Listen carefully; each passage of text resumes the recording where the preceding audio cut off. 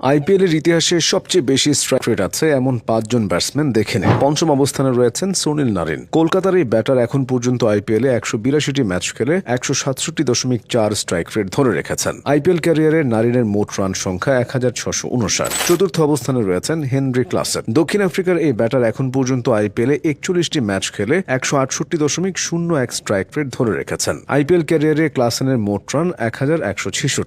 তৃতীয় অবস্থানে রয়েছেন নিকোলাস পুরান। ওয়েস্ট ইন্ডিজের এই ব্যাটার ঝোড়ো ব্যাটিংয়ে বহুবার ম্যাচের মোড় ঘটিয়েছেন। পুরান এখন পর্যন্ত আইপিএলে ৮৩টি ম্যাচ খেলে ১৬৮.৫৯ স্ট্রাইক রেট ধরে রেখেছেন। আইপিএল ক্যারিয়ারে পুরানের মোট রান সংখ্যা ২১২৬। দ্বিতীয় অবস্থানে রয়েছেন আন্দ্রে রাসেল। কলকাতার এই ব্যাটার আইপিএলে মোট ১৩৩টি ম্যাচ খেলে ১৭৩.৬৮ স্ট্রাইক রেট ধরে রেখেছেন। আইপিএল ক্যারিয়ারে রাসেলের মোট রান ২৫০১। স্ট্রাইক রেটের দিক থেকে সবার প্রথমে রয়েছেন ট্রাভিস হেড। এখন পর্যন্ত আইপিএলে ৩১টি ম্যাচ খেলে হেড ১৭৬.৩৮ স্ট্রাইক রেট ধরে রেখেছেন।